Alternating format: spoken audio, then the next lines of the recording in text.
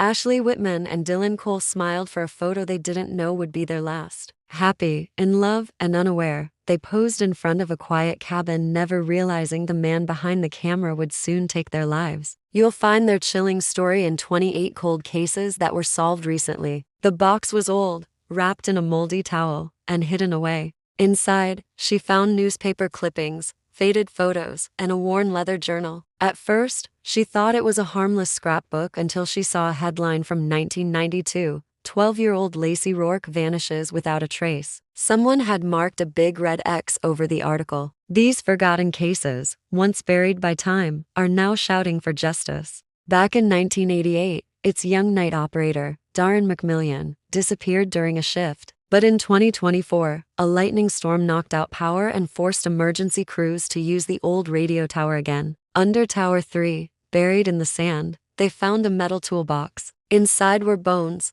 a bloody shirt, and Darren's ID badge. DNA confirmed it was him. That's when they heard something chilling, a voice repeating over and over, buried under Tower 3. Under Tower 3, his car was still outside, coffee still warm, but Darren was gone. No signs of struggle, no answers. One minute they were playing by the woods, the next they were gone. Their bikes were still by the swings. He moved away soon after the kids disappeared and died in 2011. He had a history of mental illness and was known for building models and collecting small figures. No clues, no suspects, and no one saw a thing. The case went cold. From an old journal in an attic to a voice in static, each case proves that the truth always finds a way to the surface. When they reopened Lacey's case, they searched Henry's old backyard with special radar. Henry had died in 2004, but he had likely been hiding in plain sight for years. He had a history of violence and had made strange statements years ago about a boy in the static. Darren hadn't run away, he was murdered and buried beneath the very tower he worked from. Behind a fake wall in the basement was a giant handmade dollhouse.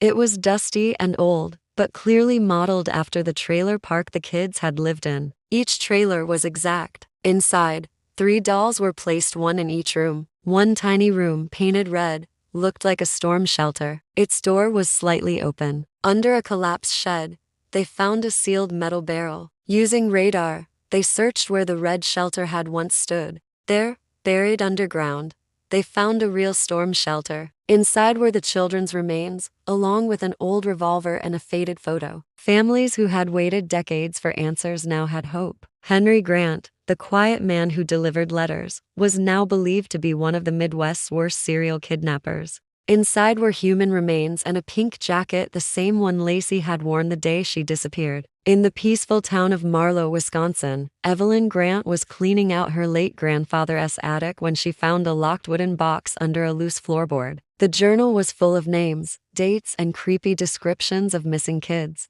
There were notes about what they wore, where they walked, and even hand-drawn maps. The writing matched her grandfather's. Henry Grant, a quiet retired mailman. Evelyn took everything to the police. Tests confirmed it was Lacey. Even more disturbing, the journal listed 27 other names from nearby states missing kids whose cases had never been solved. The news spread quickly. A dusty box in an attic had cracked open a massive cold case. In the Nevada desert near the town of Elko, an old radio station sat abandoned for decades. Locals called it haunted. Some said they heard voices or static when passing by. Investigators thought it was a prank, but they searched anyway. Police linked the crime to Ellis Shore, a co-worker who had died in prison. In Tulsa, Oklahoma, 3 children vanished in 1994: Jacob and Emily Foster, and their friend Brian Webb. Almost 30 years later, a contractor cleaning out a foreclosed house made a strange discovery. Police took another look at the old trailer park site. The photo had a name: Dwight Kessler. He was a handyman at the park back then. The dollhouse had been his secret map and his confession. After nearly 30 years, a forgotten toy led to the answers everyone thought would never be found. The contractor contacted police. Investigators obtained a search warrant and re-examined the lot where the trailer park once stood. Guided by the clue from the dollhouse, forensic teams used ground-penetrating radar to search the land where the red storm shelter had been recreated. The remains belonged to Jacob, Emily, and Brian. Nearby, police found a rusted revolver and an old photograph with a name scrawled on the back: Dwight Kessler. The mystery had endured for decades, But in the end, it was a forgotten toy that led police to the final resting place of 3 innocent lives. What they found beneath several feet of soil was grim, a sealed underground shelter filled with debris, moldy blankets, and the skeletal remains of 3 small children. Further examination revealed signs of trauma, and DNA confirmed the worst. The bones were positioned near the door, as if clawing for escape. Investigators confirmed the remains were Martha Sellers through dental records. Forensic examination revealed no signs of blunt force trauma or foul play. The conclusion: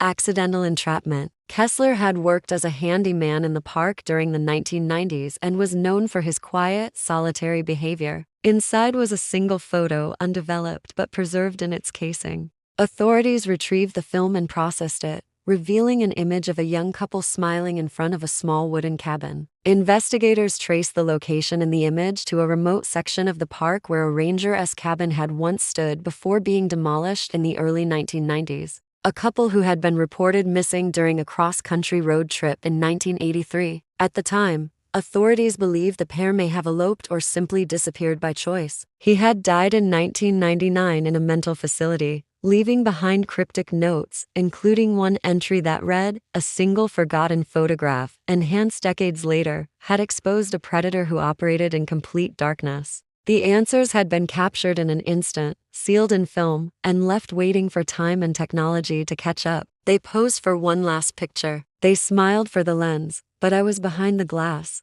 No connection had ever been made between them and the Polaroid. Using historical maps and drone footage, a search team located the original cabin site. Beneath a moss-covered section of ground near what had once been a well, they unearthed 2 sets of human remains wrapped in canvas tarps. There were no names, no identifying information, and no one came forward to claim the photo. Despite the isolated location and the ominous context of the discovery, no missing persons matched the couple. The photo was filed away, and the incident was quietly closed. During a system test, the locking mechanism had been triggered to auto-seal. Martha had likely entered to clean and was unknowingly locked inside. With poor insulation and no communication system, she was trapped in complete silence. Her desperate attempts to get out went unheard. He had moved out of state shortly after the children vanished and died in 2011 from cancer. No one imagined a person had been inside. Records revealed he'd been treated for psychiatric issues, including obsessive behaviors and collecting miniatures. For over 4 decades, Martha's family had believed she had been abducted or killed. In reality, she had died just feet away from help, hidden behind concrete and steel.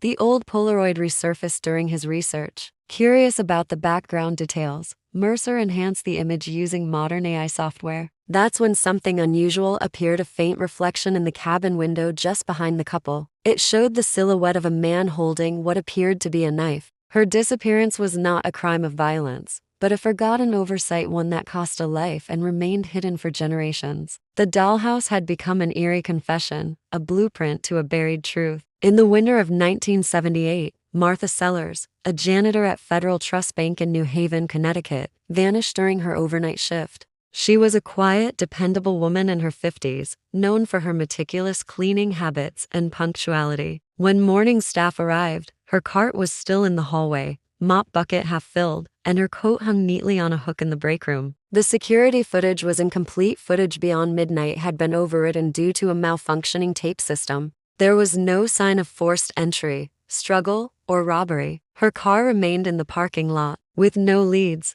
the case quickly went cold. The bank continued to operate for several years before it was shuttered in the early 2000s. The building sat abandoned until it was purchased in 2024 by a tech company looking to convert it into office space. During the initial demolition phase, construction crews attempted to open an old vault in the sub-basement that had been sealed shut with a heavy weld decades earlier. When the weld was finally cut open, they expected dust and debris. What they found instead horrified them. Inside the vault were skeletal remains, a flashlight with dead batteries, a rusted janitor's key ring, and a broken ID badge. Further investigation into the bank's history revealed that the vault had undergone a new security upgrade in late 1978. Bank executives at the time had assumed the vault was empty during the test and later ordered it welded shut when it was no longer in use, citing safety concerns. The tragedy sent shockwaves through the community. In the summer of 1983, hikers exploring the cliffs near Glacier National Park in Montana discovered a discarded Polaroid camera resting near the edge of a rocky overlook. Decades later, in 2005, a retired detective named Alan Mercer was compiling a book on mysterious photographs linked to cold cases. Mercer alerted local law enforcement. Dental records identified them as Ashley Whitman and Dylan Cole.